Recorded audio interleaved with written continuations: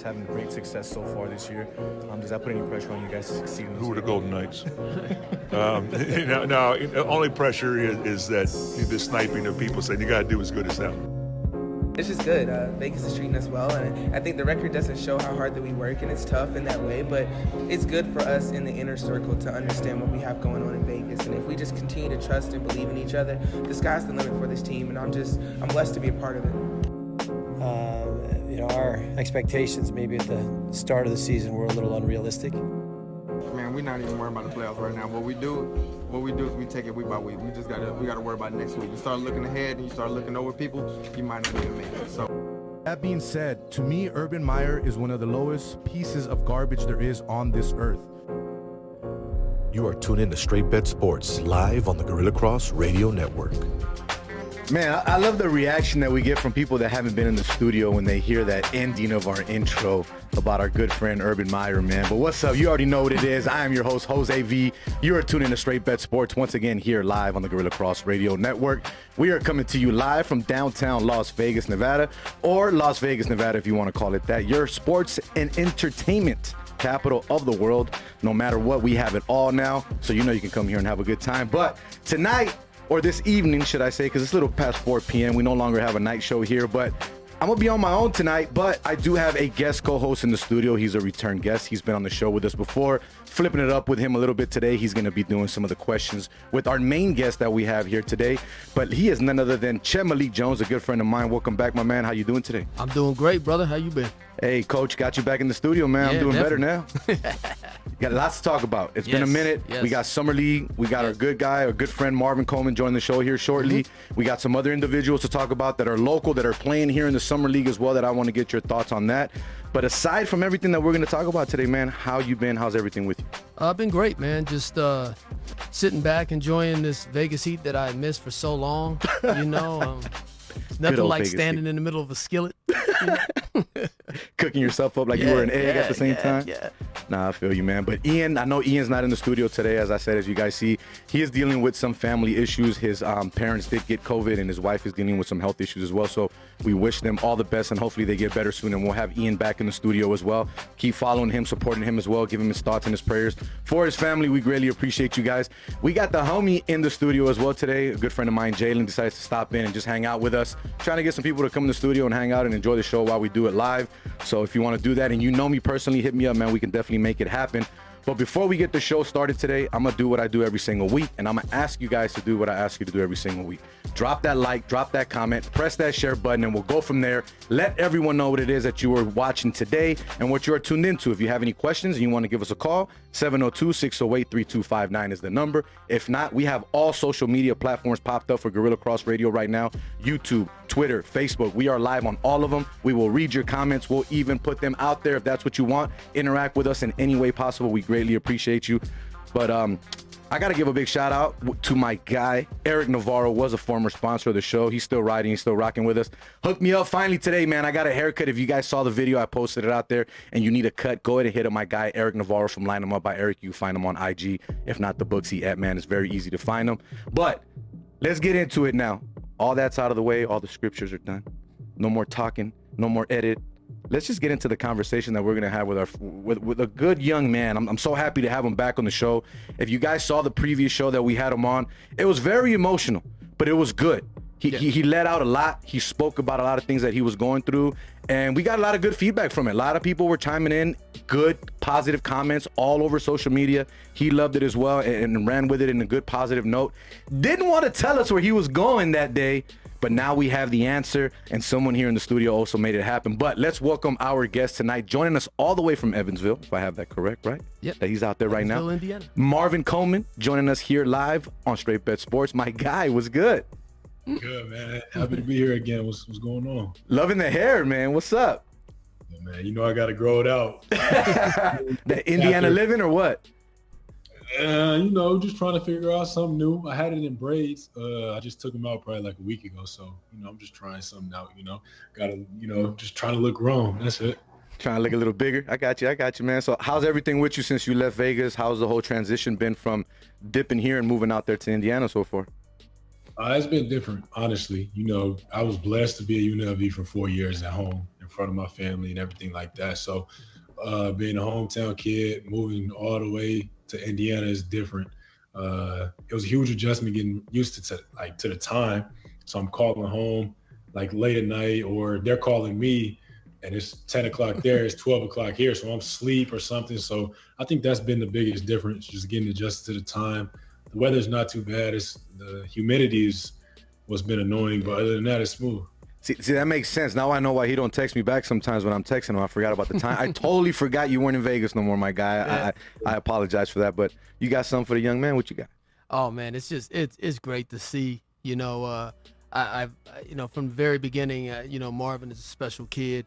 He, it's great to see a kid be rewarded for the work that he's put in. Yeah. You know, selling Marvin was not a hard thing at all.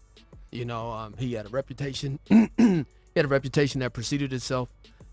His work on the court spoke for itself, and he's one of those. You know, I've had a lot of kids where you go and you try to sell them, and you think everything's good until coach wants to talk to him. You're like, oh man. But Marvin, he takes the ball and gets running. You know, no pun intended. But he all it took was him to get an opportunity to sit down with coach, and they absolutely fell in love with him. And he's doing a great job there. I think he's really gonna get the opportunity to blossom as the leader that he was meant to be.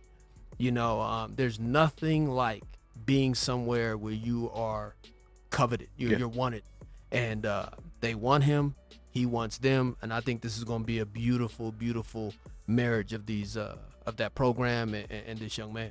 Marvin, so aside from them wanting you, basically how it sounds here from what Chess saying, basically they want you to be there, they make you feel wanted.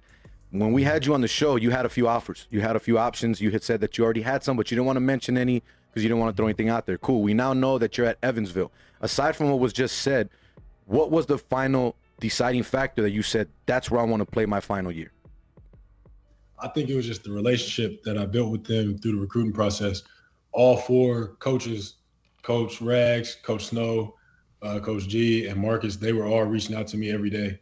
And it was like, it just felt like a family. You know what I'm saying? Like, I've been in college for 4 years, so I know the recruitment. I've been on recruitment dinners. I've talked to recruits and stuff like that, but it didn't feel like that. Like, they were recruiting me. They were talking to me like I was a person, not just a basketball player. You know, Coach Rags, like our relationship, he's like, you know, we're talking about stuff like after basketball. You know, how you doing today? How's your mom? How's your little brothers? You know, just little stuff like that. That interests me more than talking about the X and O's because, you know, I know how to play basketball. I know you put me in any system. I know how to, you know, I'm a point guard. I know how to make things shake on the court. But the relationship that we built with all the coaches, I think that's what really, you know, led me here because it was just the fact that it was just such a family and all four of them were doing their job. It wasn't just like Coach Rags or one assistant. All four of them were reaching out to me. So it just made it a no-brainer. Once again, you are tuning in to Straight Bet Sports live here on the Gorilla Cross Radio Network. Jose V, Quan59, got my guy Malik Jones in the building. Coach Ches, we like to call him, hanging out with us here, chopping it up with Marvin Jones. No, I'm sorry, Marvin Coleman. I don't know why I got Jones. I'm looking at other stuff over here. Man, I got two, man. I can't take another one. Can't take another one. He bigger than anybody in our house. You know how much he eats? Oh, my God.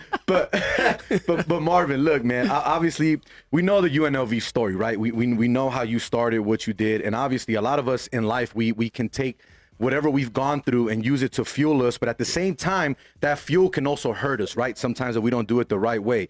What experiences from UNLV, from your 4 years, are you taking with you to Evansville? And if any, is any of that fueling you to be maybe a better player or something that you feel you weren't while you were at UNLV? I think, honestly, just all of it. You know, my 4 years, each year was, like, completely different. Going from a walk-on, leading the team to second in the Mountain West, getting hurt. Then my senior year was up and down. I think I could put all of that together to lead for my final year. You know, obviously having a bigger role, like, you know, kind of how I did my sophomore year at UNLV, you know, being the ball in my hands, playing almost the whole game, just leading in that way.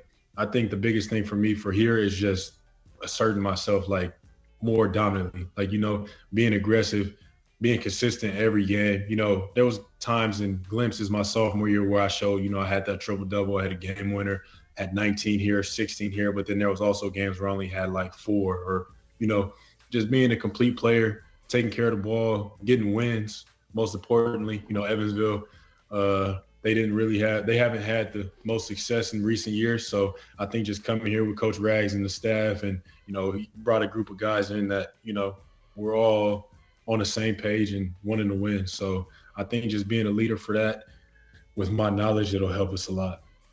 This is beautiful, man. I'm looking. I haven't seen Marvin since it's been a few months, but it's just a look in his eyes. That there's talk about it. Yeah, it's look, Oprah, no, you're not gonna do that. You're not gonna do that. But yeah, it feels really good. It's funny. He's familiar with the kid. There's the Davis brothers. Jordan Davis played at Northern Colorado. His younger brother was actually going to come play for me out in Phoenix. But his older brother, Jared Davis, played for Coach Snow, who brought in Marvin. And Snow is a great guy. And I told him, I said, look, flat out, man, this is a kid that I care about. This is one of our kids. This is a Vegas kid, okay? This isn't a kid that ran through campus at UNLV and was heading back to his home. This is a Vegas kid. I have to look at this kid, his family, his peers, his friends, and I can't send him somewhere where people are not going to take care of him. I got you. I need it, and he has lived up to everything that I expected from him and his staff as well. These guys genuinely care. Now, a little bit about this staff. These are guys in Evansville's greatest moments as a program. They were a Sweet 16 team. These guys were a part of that. So they're bringing back the tradition that they had, that great tradition that they had. So bringing in guys like Marvin and some of the other guys that they brought in, these are contrived decisions and movements to get that program going back in the right direction. So this just isn't we found a kid that's decent, let's put him on the floor. This is a kid that they're feeling as though will help them get back to where they once were. So this is bigger than just, hey, let's find a place for a kid to play. This is a strategic move on their part to rebuild this program, and that's a lot of that's commendable. When a coach looks you in the eye and says to you, "We want you to help us get to there," that's bigger than just putting you on the floor to have you play 15, 20 minutes a night. So to see him be in that situation, I'd spoken to some people before, and I said that the beauty of this situation is he worked his tail off to get to UNLV. Yeah. UNLV wasn't their third, fourth focus, right?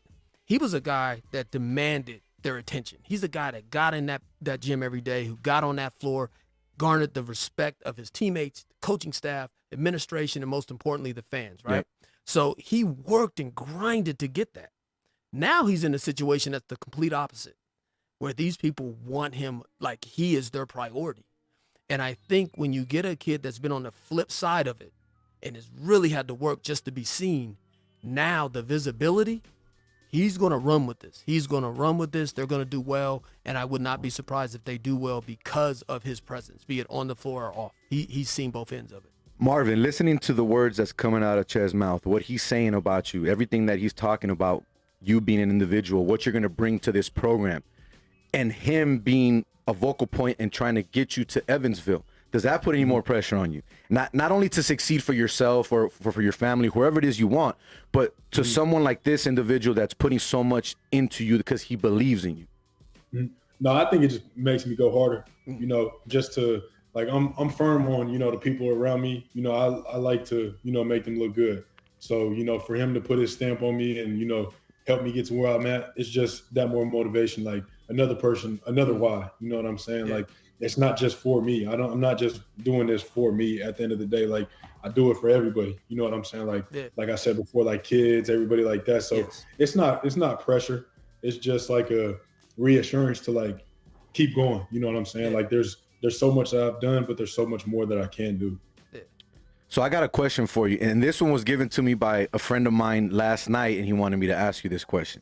He said, because anything's possible, right? I know this is probably 1 in a million trillion chance, but Do you kind of wish that hopefully both you and Evansville and UNLV make the tournament and possibly just meet up? Just possibly meet up. Like, has that crossed your mind at all? And that was asked to me. That's not even my question. That's someone that I know that wants me to ask you that. So has that crossed your mind at all? Like, hopefully we can cross paths and get to the tournament and give me that opportunity.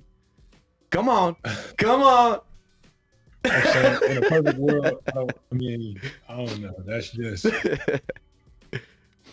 You can't answer. I think that's. I think anybody can answer that question. I don't know. I just being able to make the tournament would be a blessing, no matter who I play. But I feel like playing UNLV, it'll put some extra oomph on the game. But I don't think you know what I'm saying. That goes both ways, though. Yeah, it does. Yeah. That Marvin Keyshawn matchup would be interesting. Very interesting. So. It'd be very interesting. Marvin's like, yeah, okay. Since we're talking about matchups, Chad was talking about it earlier.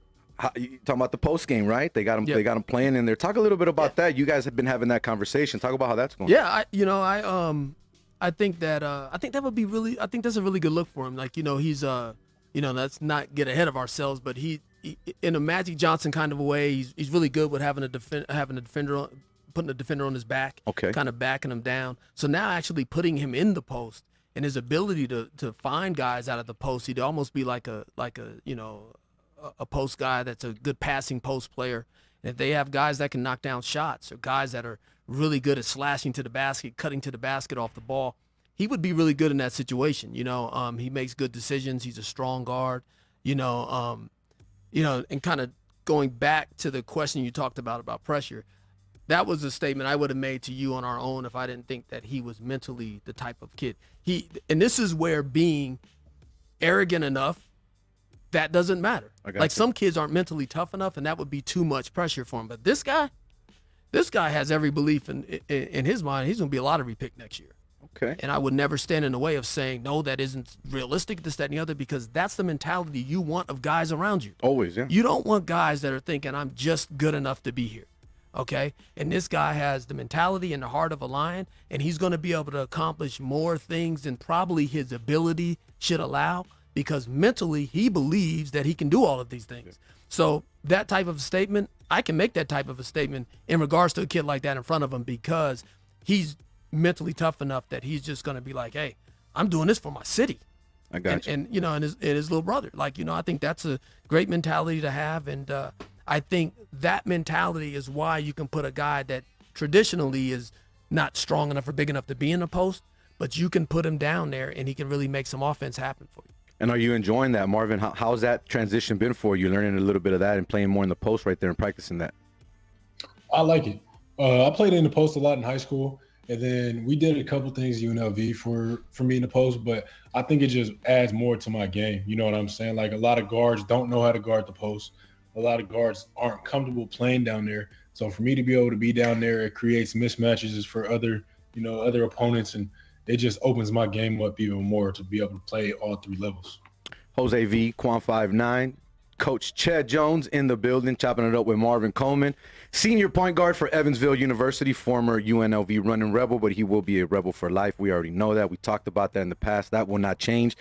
Family, you brought up family, your brothers. Your mom was in the studio with us when you were here before. Real quick, how's mom's doing, and how's the whole transition working for her? She's doing good. I talk to her almost every day. It's funny because when I first got out here, I was getting adjusted. Me and my teammates, we were all moving in at the same time, so we weren't hanging out every day and everything like that. So I was calling her, just talking to her, and I'm like, Mom, like, I'm bored. Guys are different, just talking. So the last couple of days, I haven't called her every night, and she's like, oh, you must be getting along with your teammates. You must, we're real close. So, she's been joking with me, but I think the transition's been good for her. Just being able to see me so far away might be hard, but I think she's straight and happy. She's happy to see. That's all that matters. Yeah. That's all. Yeah. I think that was also a huge thing when I was getting recruited. Like, we had a Zoom call with staff, and she could just tell like the staff was different. I could tell.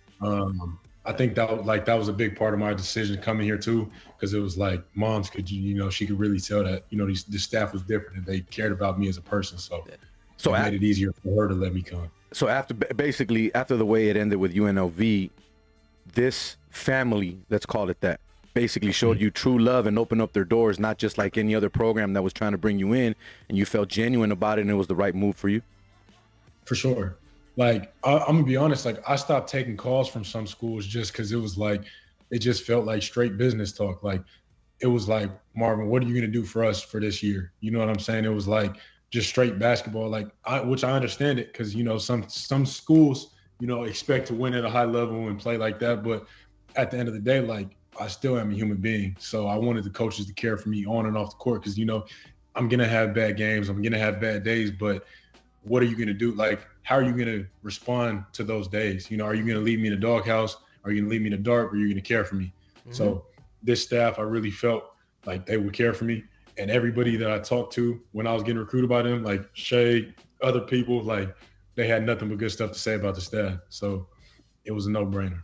Another thing, too, I want to talk to you about the transfer portal. Transfer portal has just become the most craziest thing in the world. You don't want to play somewhere, you're out, you dip. Yeah. But some guys do it for the right reasons, hence Marvin, you know, his situation and all that. But now that it's so common, we see a lot of guys that do leave and try to do that one senior year, graduate year, and play somewhere else. We've seen it happen at UNLV. A lot of guys come here for 1 year, and it just doesn't pan out the way that they expected. Has that crossed your mind, and how do you balance that out to say, hey, no matter if it's my final year or not, I'm going to do what I got to do to ball out? Mm-hmm. I mean, I'm not one of those guys. Like, I'm loyal. You know what I'm saying? Like, once I'm not a halfway, how do you say it? Like, halfway, 1 foot in, 1 foot out type of guy. Like, I'm 10 toes down wherever I'm at. So that's why I was at UNLV for 4 years. In high school, I was at Foothill for 4 years. I only played for the Prospects and Vegas Elite. Like, that's just the type of person I am. So, I mean, I believe in the transfer portal for some people. You know, some situations are hard to get out of. So, you know, some people may need to use it. But I'm one of those guys, like, I'm going to stick it out like I did at UNLV. So here at Evansville, I came here for a reason. I have 1 more year. Like, there's no reason for me to even think about that. I have this year to lock in and then make dreams for my professional career after this. Once again, Marvin Coleman, Evansville senior point guard, joining us live here on Straight Bet Sports. Jose V, Coach Malik Jones, and we got our guy Quan59 in the building. JMadrazoz showed up a little bit late, but he's here. Going to be talking some soccer and some sports with us here shortly once we're finishing up with Marvin. But I know you've been watching some of your guys here in the Summer League, man. Me and Chet were talking about it earlier. What have you seen from some of your former players so far here in the Summer League, and have you been enjoying what you're watching? Man, I'm going to keep it real. Like, it's just like a blessing. Like, I am so proud. Like, I tweeted something the other day, like, just seeing people around me succeed, it just does something to me, bro. Like, it just makes me go harder. Like, it warms my heart. So, like, my brother Bryce, he's playing on the Miami Heat right now, their Summer League team, bro. Like, it's just like, I sit here and watch the games. I'm like, dang, bro. Like, he's like, it's stuff that we talked about, you know what I'm saying? And then watching Stretch, he's playing on the Brooklyn Nets, like, you know, their interviews and stuff like that. Amari, he's playing on the Cavs. His little brother's playing on the Mavericks. Like, bro, just being like, because I know everything that those guys have been through, you know what I'm saying? Like, you see the stories, you hear stories on pros and stuff like that, but it really doesn't hit home till it's like one of your guys. So, like, for those guys, like, I know what they've been through. Like, I've seen them put in the work. I've seen, like, you know, like, they're battle tested. So just being able to watch them on TV, like, in the NBA jerseys, living out their dreams, bro, like, it's motivation for me, honestly, to keep going harder so I can get to where they're at. But, like, it's just like, I'm so happy for him. Like, I keep telling Bryce, like, I'm proud of him. Like, just simple. Like, no matter what he does during the games, no matter how it goes, like, bro, I know what it took for him to get there. So, like, I'm just proud of all my guys who are playing right now, and I wish them the best. So I got a question for both of you guys right now, because I've been trying to wrap my head around this. In my opinion, I think Bryce should have got drafted, whether it's first round, second round. We know he went undrafted, right? Yeah. But how does a guy that he beat twice get drafted in the first round over him when, in my opinion, Bryce was a better 4-year player than Roddy was? Were you guys shocked when that happened? Let's be honest. I got to go to the bathroom. Come on. Let's be honest. Who wants to take it? Because, I was absolute. Roddy getting drafted, maybe I'm not too shocked. But that high and over Bryce? Yeah. And call me a homer, but I saw Bryce from freshman year to his last year. Almost every home game he got to play, I was there. I've known Bryce. You've known him. I've known Bryce since he was Blake's little brother. Okay? So I've seen the maturation process. As I will say this, being a part of his circle, I'm going to be politically correct to a certain extent.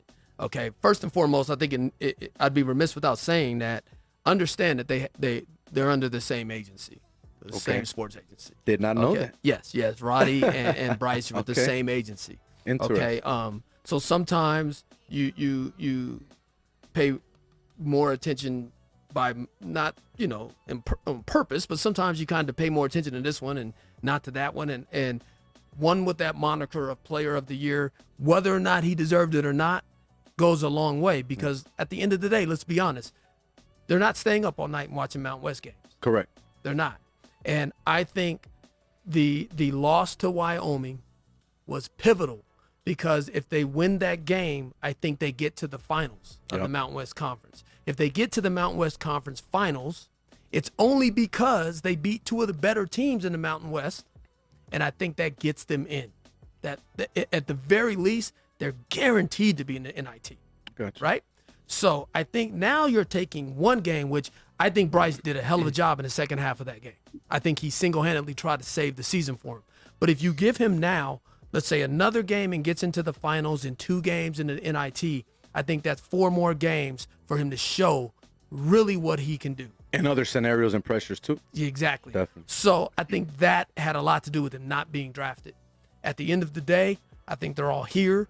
I think draft night is a wonderful night, but at the end of the day, a good friend of mine, one of my best friends, Tyrone Nesby, went through the same thing, went undrafted, and went on and had a pretty damn good career. Oh, yeah. Okay? And as so many other players have. I definitely think that Bryce was a second rounder. I think if they were to, I want to say something that he mentioned too about how happy he was. That's not hyperbole. That's for real. Because last night, we're sitting there, talked to Kevin, I talked to Bezo. They're right there. I'm with Bryce and his family. They're right here next to us. Royce comes down. Donovan was playing in the other gym, but as his game ended, he came over to watch Bryce, and he actually walks in on the baseline while Bryce is on the floor, and he's yelling at him. He's yelling something, and Bryce turns to him and acknowledges him. These guys really, really genuinely cared about each other. But the thing is, understand, we talked about the transfer portal. Yeah. These guys really didn't know each other a year ago. Now, just imagine if all of these guys were together for another year. Yeah. We're not talking about their ability improving, but just the fact that they didn't have the time to gel like a lot of these other teams in the chemistry. But they've actually gotten an opportunity to know each other, because unlike most of the players a year ago this time, most of the teams a year ago this time, this team was meeting each other. Yeah. True. So that has a lot to do with the success that team had. And I think ultimately the success that team had dictated where Bryce was going to unfold. But it just, that's the reality of it. I got you. Roddy was the player of the year. I personally don't think he was the player of the year. A lot of us and a personally lot of don't people think, don't. However, it's not like he came out of nowhere. He did have a great year, great career. I just think that that label gave him a certain level of pedigree that NBA scouts kind of gravitated to. But I know that Bryce worked out for a lot of teams. He did well. There are teams he didn't work out for that are still interested in him.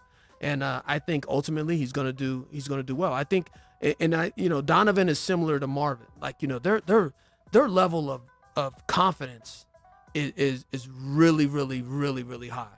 And I think that at the end of the day, that's what's gonna get them over the hump. My only concern with that sometimes is that high level of confidence intensity, when things go wrong, they tend to beat themselves up a little too much. Gotcha. Which I think in due time, as they mature, they kind of get away from that. But I see Donovan doing well. I don't know if he'll land. Neither do I with Bryce. You never know.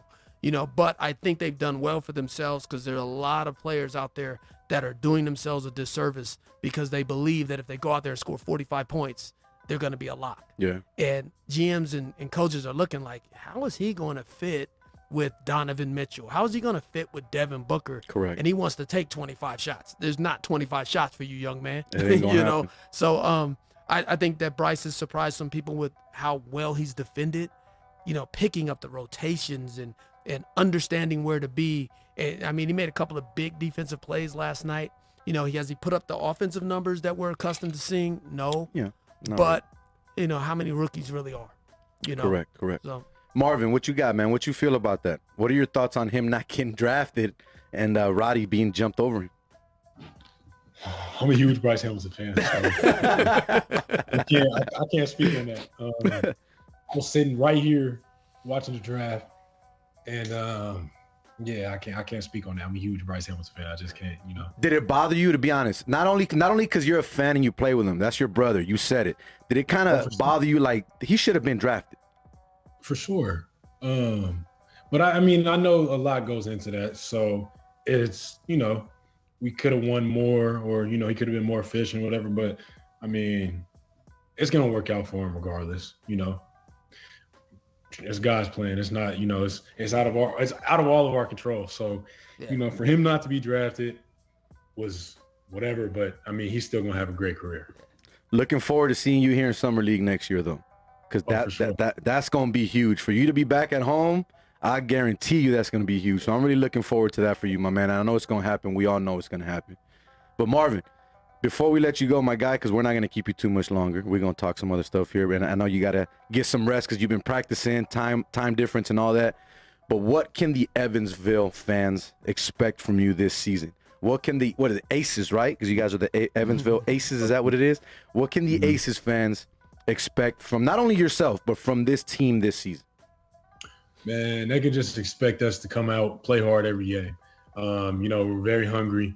There's really no expectation for us. They didn't win a lot of games last season. So, being able to just play hard, play with each other, get up and down. We're going to move at a faster pace, not walking the ball up the court, none of that. Just, get up and down. For me, playing hard, someone who's going to be consistent every game, leadership at the point guard position, just, being able to be that vocal leader, lead by example, everything, just pouring my heart out for my last year. So Evansville fans can expect a new level of basketball.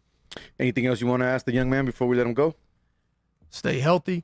I think that when you're coming in a situation that you've come into, do not waste any moments to bond with your teammates, because at the end of the day, the guys on the floor are the guys that matters. As much as coaches, we stomp and holler and all the stuff that we do, if we decide not to step out onto the court, the game can still be played.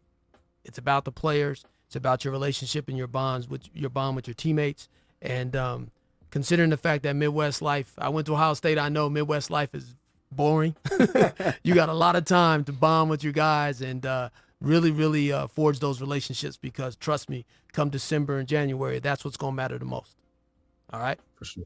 All right? You're going to do well. I know you will. Marvin, I greatly appreciate you, my guy. I greatly appreciate you always giving me the time of day, man. If I hit you up, you're there no matter what. So I greatly appreciate that. The fact that you're a part of the show with us and you've come on third, fourth time now, I'm not sure what it is. Appreciate that, man. I know you're going to do great this season. I know you guys in general as a team, as a family, you're going to do great. And again, like I said, we will see you here next summer in Summer League. I can guarantee that. I know that's going to happen for you. You're a great, amazing young man. And not only that, you're a great talent. And it's good to see it still going, man. So I greatly appreciate you. Best of luck to you. Continued success. And we'll talk soon, my guy. Appreciate y'all. Y'all have a good one, man. Yes, sir. Man. Get some rest. Marvin Coleman, man, joining us here on Straight Bet Sports. That was good stuff, man. Just a little bit. Didn't want to keep him too long because we got a little other stuff to talk about. But, of course, he's out there doing his thing in college, getting ready for that super senior season, as you want to call it, at the end, because it's the final one. So I'm excited to see his games this year. I've watched a few Evansville games. Obviously, I bet a lot of college basketball games. Didn't want to talk about betting while we had him on because I didn't want to get him in trouble. But I bet a lot of college basketball games. So Evansville is one of those lower mid-major teams that I like to look at and watch from time to time. So we'll definitely be checking out Marvin a lot this season, a whole lot more, man. So if you guys are not watching him or following him, please do so on all things social media. Marvin Coleman, you can find him out there. And follow his career moving forward, man. That's going to be a great thing. But kind of switching it up a little bit, staying here with Vegas, right? You and I were talking about it before we jumped in. Joel, you can jump in on this too if you want. We were talking about the Aces and what's going on this season. I told you how there was an article earlier that came out, and they're talking about how the Aces and Becky Hammond are changing the league and taking the league by storm. Only thing that I see, and respectfully, because I cover this team, I'm not trying to talk bad about the team, but the offense was always there. It's just finally flourishing. It's finally opening up. But defensively, this team has issues left and right. Not only are they scoring the most points in the league, they're averaging giving up the most points in the league. Yeah. So that's not a winning pedigree. You're a coach, Chet. You know what it is to coach your team, to play it as well, because you were a player before you coached it. Mm-hmm. What's going on with the Aces from what you see on the outside looking in? People need to understand this. Like, you look at some of what we are accustomed to, or not accustomed to, but what we're indoctrinated to from Coach Tarkanian and his teams, putting up so many numbers, yet holding teams to so few is unheard of. Yeah. You know, they don't necessarily correlate in the real world of basketball. Okay, to score 89, 90 points and hold a team to 50 is just not realistic. And that's why those teams are in my opinion, the greatest college teams of all time. You know, what people need to understand is that if we are increasing our efficiency and we're increasing how many points we take, shots we take per game, we're also giving the ball back to the other team. Correct. So their efficiency increases as well. So that's not always indicative of bad defensive teams as much as it is indicative of there's more possessions. There's just flat out more possessions. You see that in baseball. A team can have more at-bats. That doesn't necessarily mean that they're going to be more efficient. Right. So I think what really needs to, and I'm not an analytics guy at all. I just despise it, honestly, to tell you the truth. But the reality is when a team has more chances to score, they're going to score more. Gotcha. Okay? I think this Aces team is a lot more efficient than it's been in the past, and they're a lot more efficient than the teams they're playing right now. However, one thing that I take exception to is I'm a big advocate for the game of women's basketball.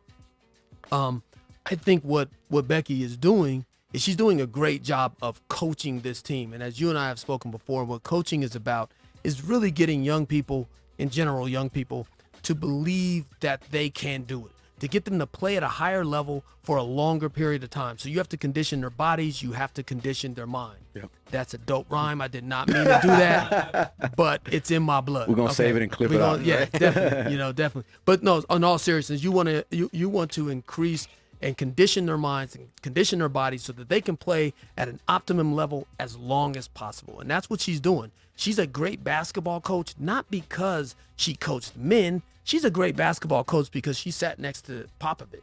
Okay. Yep. And I'm afraid that this narrative is going to become that, yeah, she's doing great because she has men's basketball experience. And that couldn't be further from the truth. She's a great basketball coach. Yep. And she would have been a great basketball coach if she sat next to Gino Auriemma, or if she sat next to Pat Summitt, yep. Tara Vanderveer. I don't want to see what she's doing for this team, that legacy to be clouded because people are saying, well, yeah, she's doing well, but that's because she was coaching the men. Just like women's players don't get better by playing against men.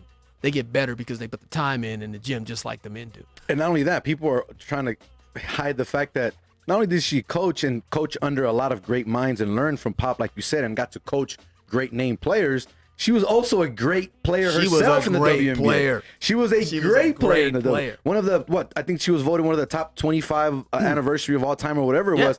She was a great player before she ever coached in her life. Exactly. So she, like you said, she knows the game of basketball inside and out. Now, I've been in press conferences after the game, and I've even asked her, and I've said it. You mentioned that offensively, this team is not where you want them to be. And I disagree. Again, it's the defensive side of the ball. Now, for her to say that as a coach, do you think she says that to just keep her team balanced and to know, hey, I want you to do better on offense, but yet she don't want to mention the defensive side of the ball because she knows it can flip it up, or what is it? Yeah. Listen, my son's a 3.0 student. Okay. Great kid, great athlete, this, that, and the other. So what do I have to get on him about? Yeah. His room. Your car's dirty. Like, you know what I mean? You have to have something. Definitely. But at the end of the day, like I said to you earlier, congratulations, women's basketball. Yeah. You have moved into the future just like men's basketball. And guess what? Kids don't defend. Yeah. You know why they don't defend? Because no one cares. Bryce Hamilton is playing. I said this to his brother last night. I saw him play the best defense I've seen him play in 3 years. Okay?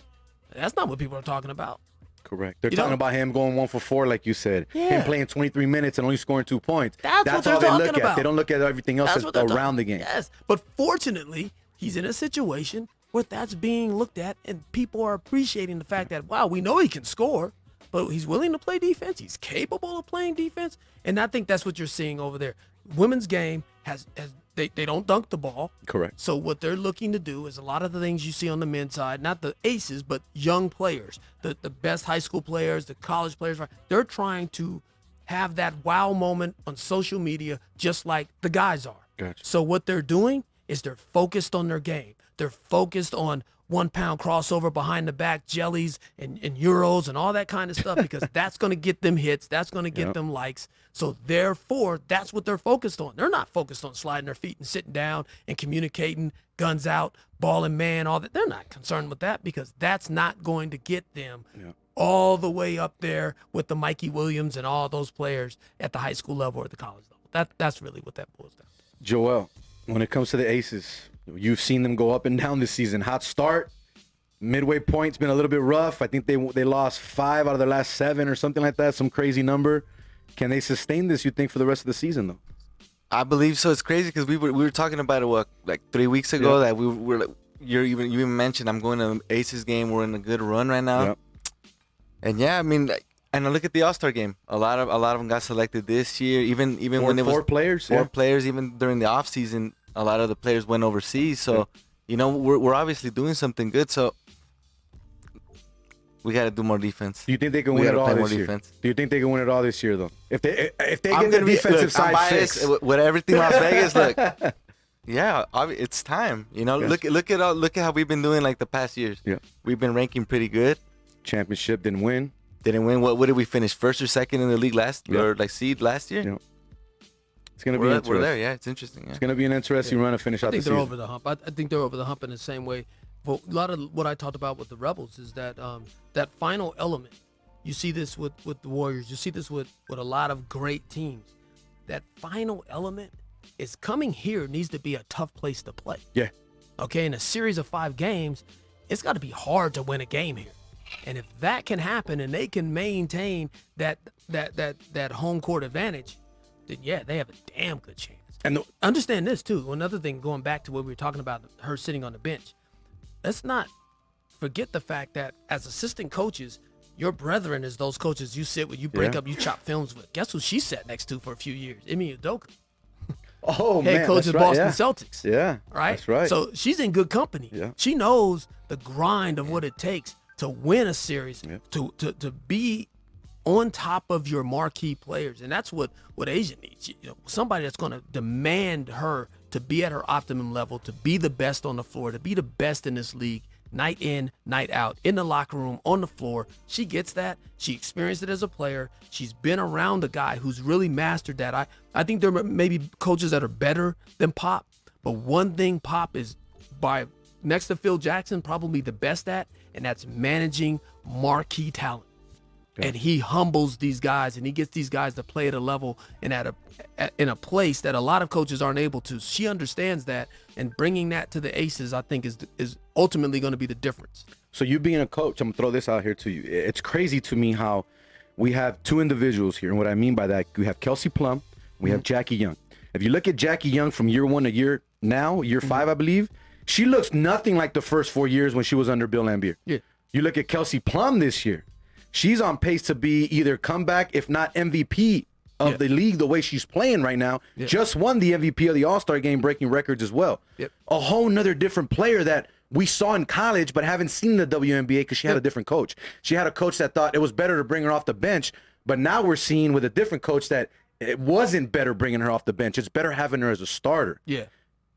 Ultimately, though, for the longevity of her career, bringing her off the bench was probably better earlier. Okay. Because now her level of confidence is a mother when it comes to this game. Okay. So what happens is her confidence has told her, I can, I should, I will, right? So now she's at this point where there's no stopping her. I got you. There's no stopping her, right? So I think that the difference is, I mean, let's be honest. You think these players got better?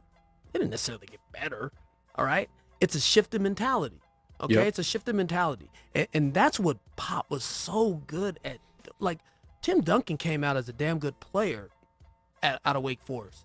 But no one thought he was going to be the greatest power forward of all time. True. No one thought that. Nobody. Everybody thought he was going to be good. He was so quiet. He was it was Timmy. weird. Yeah. You know what I mean? Timmy. I feel as though it's Kevin McHale, but anybody who I say that to, their first statement, the first thing that comes out of their mouth, Tim Duncan. Tim Duncan, you know. Ms. Ballin chimes in on Facebook. She says the third quarters are horrible defensively. I agree. We've been at the games and we talked about it. Third quarter lapses are the worst. It's like when the Warriors were hot in the third quarter in the finals and then everything else was crazy. It was the opposite for the Aces. And then she also chimes in and says sticking to the basics and playing the right way is what Becky has been preaching since day one. So those basics got to get back to some basic defense because they're not even playing that, if we're being honest here. Yeah. But it's fun to watch. This team has been lights out this season. Even with the losses, they're high-scoring, fun games. The crowds have been getting a lot better, so I give them credit to that. That's it right there. That's the key. That's More the key. people That's are the finally difference. saying, are you going to the Aces game tonight? Yeah. We're always supporting. Look at that. Before, we would be like, hey, I'm going to the Aces game tonight. And they'd be like, who? Half empty. Who's that? Remember that? We have a Was it- WNBA team? Like, it was always a conversation of who And is that's that? what I was alluding to with UNLV. Yeah. That's the next stage. You saw that. You see that with the Warriors and a lot of these great teams. Is this has to be a tough place to play. Yeah. And it becomes a tough place to play when every single person in the stands is there because they are devoted to the success of this program. Yep. And that's the thing that really breaks my heart at UNLV. I was talking with one of the high school coaches, and you know, sometimes I look in the arena at Thomas and Mack, and it's not that there's only 4,000 or 5,000 people there. It's that there's 13,000 seats where people have made a conscious decision to not go to the games. And I think that's the difference. You know, I don't think that we only have a handful of people there. I think we have so many people that are adamant about not coming. And once that changes, that'll be the difference. I think that staff is doing a good job. These kids that they've brought in and they've had in the past are good. That's the difference. And the Aces have somehow transitioned into that's what the city is focused on. Yeah. Let's go there because we are going to win a championship, and let's help them win a championship. Let's witness greatness. And I think that's that final stage for championship. You've never seen a championship team that doesn't have local support. Correct. Never. At any level, high school, college, NBA, NFL, it doesn't happen. And I think that they've got that. And if they continue to maintain that, this is going to be a hard place to play, and teams are not going to want to be at a disadvantage in a home away situation. So we talked about the fan base. We talked about playing here, a place to play, it being tough. You and I had this conversation earlier, and I want to get your thoughts too on it. Mark Davis is the owner of the Aces, which is not a secret. Everybody knows that. The day that he took over as the Aces owner, I said, we will get an NBA team here and he will have some type of influence. Maybe he won't be the guy that ends up owning the team, but I think the fact that an NFL owner is here and has taken over a WNBA team, and look what he is doing, because he's done a lot in the community and with that organization in general, bringing back the old school stars and all that stuff that he's doing to commemorate everybody. Well, not Sandra Douglas, Sandra Morgan, Las Vegas, El Dorado High, like, come on. And that's big. That's big for the community. That's big for women. It's big for the black community. But that's a Las Vegan right there in a very important situation. So I mean, he is making. He's smart. He is not playing around. Not only is he making popular moves for himself to look like a popular owner, he's doing what he knows is right at the end of the day. Now, are some of these marketing moves? Of course, they're all business owners. They got to do what's right in the spotlight of everybody else. I get that. I totally understand that. But you also got to make sure that you do the right thing as well. And Mark Davis is doing that. Not only is he bringing in all the right people and making all the right moves, he's staying out of trouble. He's not doing anything that's going to get him in trouble. Now, my thing is, I believe he will be influenced and he will possibly even help bring an NBA team here. Do you guys agree or disagree? Yes, I agree. No, I agree. And check it out, which is unfortunate, saying like we're talking about like the fan base, how you look at Thomas and Mack and you don't see how it's like the stands are all full. Well, we already showed that when we brought the Golden Knights. Like, look at the Golden Knights. We're all out there. Everyone's talking about the Golden Knights. So, and what's crazy, it's crazy to me is that I feel like, you know, basketball is at a higher level of popularity. So, we already have like half a step with the Aces. So I feel like, he's already in there. It's just getting the correct people. Like what LeBron even mentioned it like earlier this month. He wants to invest into it. So having all these, everybody comes to Vegas. So Tom Brady, I look at it this way. And you're a soccer guy. You have guys that are in the NFL, that are in the NBA, that own or have ownership stakes in the MLS. Why aren't we seeing some of these guys have ownership stakes in WNBA teams? Why do I got to see a guy like A-Rod buying NBA teams and WNBA teams when he has nothing to do with basketball? You see what I'm saying? Not taking it away from him. Correct, but that's what I'm saying. All these guys are going to a different sport. why not, as an NBA player, why not stick to your sport? Support the sport that's tied to the NBA. I think it has a lot to do with the brass that are not. It's an old boys club, and I don't think that they're letting them in. But I think now, when the King says he wants in, I think that's going to change some things. I think it's going to happen.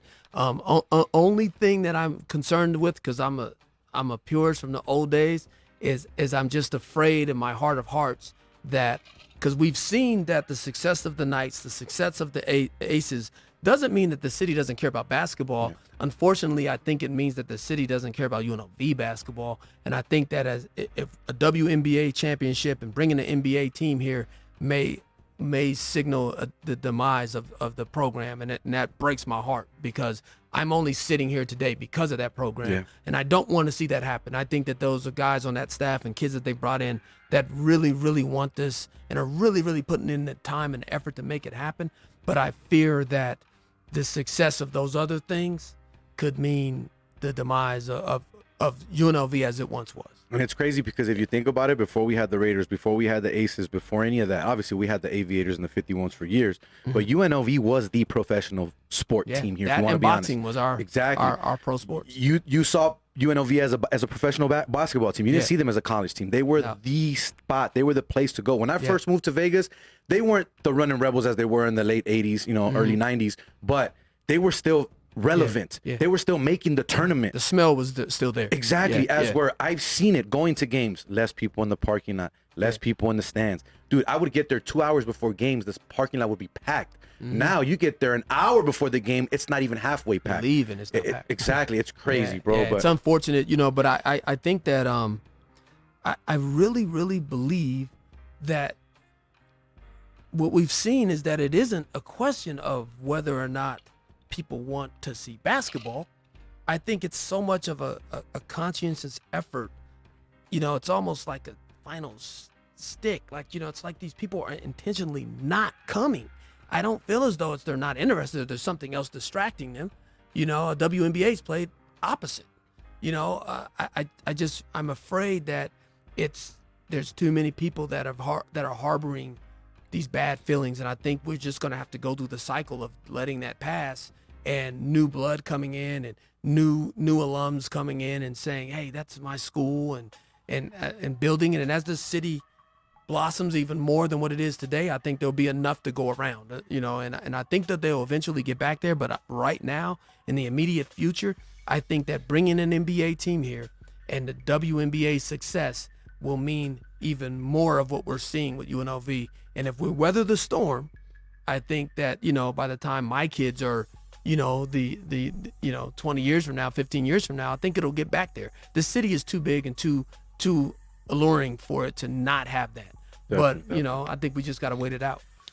Coach Che Jones dropping some knowledge, man. We got about 5 more minutes here. I promise, Joel, we talk a little bit of soccer. So, Coach Che, appreciate you, my guy. No, you can't touch it with your hands, right? I know that. I know you that. Can't do that. I know that. Only throw-ins. But just hang out with us. Fast play, just throw-ins. I know that. Oh, quick. Learn something new every day. That's the only time you can use your hands. But they're actually trying to take that rule out. They're trying to make you place the ball. Kick it in. I think that's a bad rule. But I mean, that's a bad. But hang out with us shortly, okay. And then I do want to get you back on another show because I want to go through NILs and I want to get your thoughts on all that and what you think it means for college sports in general. So we're definitely having another show and have you on for McCabe, that the guy's the killer. That's gonna be interesting. We got to talk about all that. But my guy, I appreciate you. Just give us a few moments and we'll get you back on and we'll finish up. But Joel, real quick, some of the soccer stuff that we're talking about. Raheem Sterling, possibly Chelsea, right? We talked about that. It's done deal from what we see now. It's already done. Confirmed. The whole translation between Ronaldo possibly wanting to go to Chelsea or not. I don't see that happening. Or Paris Saint-Germain, which would be crazy. Him teaming up with Messi and playing with Messi. Why not Messi, Neymar, and Mbappe. So are we going to do this in soccer now like we do in the NBA? Why not? Super teams? So we always talk about what if this guy played together. We have a team that has infinite money. Okay. We're in a new generation, new everything. So why not put the two best of a decade together and let him play a couple years. He's 37 years old. How much does he have left? Zlatan's 41, and I feel like Ronaldo's at a better physical point. So true, Ronaldo does take care of his body way better. And my dad says he's a created physical specimen. The way he took care of his body and got to where he's at. Has that diet. He wasn't like that when he started. So and look at Messi too. If he really takes care of himself, I feel like he's gonna go up to like what 43, maybe one more World Cup after this. What are we gonna see? Ronaldinho playing out here? You're gonna see him in Mexico eventually. So let me ask you this though, real quick. Do you see Messi or Ronaldo ending up in MLS, just like we just saw Gareth Bale go play with Carlos Vela in LAFC? Yeah, I feel like they're gonna be some investors, or if even the rumor before the summer that he was gonna take over some stake of Inter Miami. Messi was, you know, so I can see the he Miami can maybe deal. do maybe 1 year here, and then the rest. I look at it this way: these big name guys, and you probably agree with me, that are in their mid 30s to late 30s, that still have juice left in the tank and are still marketable. You need to come to the MLS. You're gonna get the contract. The pace of play is a lot slower, a lot less physical. So you're not gonna get those injuries that you were getting in Spain and the other parts of Europe that you're playing in. So my honest opinion, I think guys like Ronaldo, I think guys like Messi, Neymar, Mbappe, even though he's only in his 20s, when he gets older, all these guys need to end up in MLS. And the MLS needs to find a way to make this a priority and something that they're going to do every year. Okay, who's the quote-unquote washed-up guy that can still sell tickets and sell merchandise? That's what they got to look at every single year, bro. Each transfer, yeah. So I was gonna ask you as well. Are you gonna go to the who's gonna play what, Chelsea versus America, right? Chelsea America Saturday. I'm not gonna be there. It will be at Allegiant Stadium. If you guys don't have your tickets, go ahead and get them now. I'm pretty sure there's a lot of tickets still available. It's a friendly. It doesn't really matter. There's no tournament or anything like that. But I'm not an America fan, but it's funny you say that. I'll be in Mexico at the end of the month. Right? Because you're a I'm a Chelsea fan, fan, but I'll be in Mexico at the end of the month, and I'm actually going to the León America game at Estadio Azteca. If you know about that stadium, one of the biggest, if not, I think the biggest stadium in the world, I believe. What, I think the second in Latin America. Over 100,000 people that see it. It's insane. I'm excited to go, so that's going to be fun. And yeah, man. And I was going to tell you too, Real Madrid and Barca are going to come out here. Yeah. But a lot of stuff happening. That's the thing. Vegas loves soccer, which we're going to talk about that more on some more Juventus, shows I think, moving forward as well. here. But with the lights and everything else, our good friend Brett Lashford. I hope you're doing good, Brett. And nobody's seen you in months. I don't know if I scared you away or what's going on out there, but no one has seen you, not even at a game, which is crazy.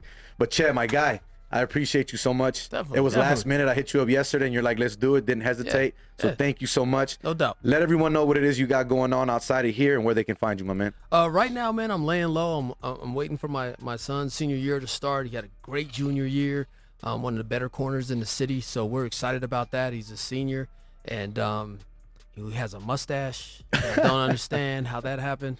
And then my 8th grader is the tallest person in the house. Oh, and God. It's like, I get sometimes ready to call 911. There's like these men in There's men in the house. Like, what's going on? So I'm just, I'm enjoying being a dad. The good, the bad, the ugly. It's fun, and doing everything that the boss, my wife, tells me to do. Yeah. And happy life, happy life, man. That's just staying out of the way. But yeah, man, I appreciate being here. I learned a lot of stuff about soccer, so I'm gonna go out there talking like I know what I'm talking about. But yeah, from what little bit I do know, Ronaldinho, man, is I've seen some stuff about this guy. Just a great guy, man. One of the best to ever do it. One of the best human beings to play professional sports. And it warms. I posted stuff about it, and then people start commenting about soccer, and I'm like, yeah. I just posted this. I don't really know everything I else. just know it. Look how good of a guy he is. That's all I know, man. So, but yeah, I love being here, man, and seeing my guy Quan and talk to sports with you guys is great. I appreciate you guys bringing me in. Definitely, my man. We appreciate you coming in and giving us the time of day. Always take care of yourself and the family. We'll definitely be talking soon. I know I'll see you out there as well. Games, events, and all that we always do. Jay, appreciate you coming in, my guy. We're going to have you on a lot more. We got to do more soccer talk. I need to get you on. So get ready, because we're going to do a lot more soccer towards the end of every show and put that out there. My guy Jalen, he ain't on camera, but he's here hanging out with us. My guy, I greatly appreciate you coming in. Hair's again, fresh. He looking like Snoop Dogg. He got the braids and everything. But look, man, I'm going to finish out like this. I got a good final thought today, man. You guys know me. I've talked about mental health, and I've talked about speaking to someone and speaking up. Don't be afraid. I finally took my foot out of my mouth, and I started doing what I said I was going to do and what I've been telling people to do. I reached out to someone through my job. Thank God that my job offers that. I have been speaking to someone, only did one session. Spoken to them twice, though, and it's good to say that I'm finally speaking to a therapist, and I'm speaking to someone that I can actually open up to and understand where I might be wrong, or maybe what I'm doing is not the right thing, or maybe I am, and I need to learn from certain situations in my life.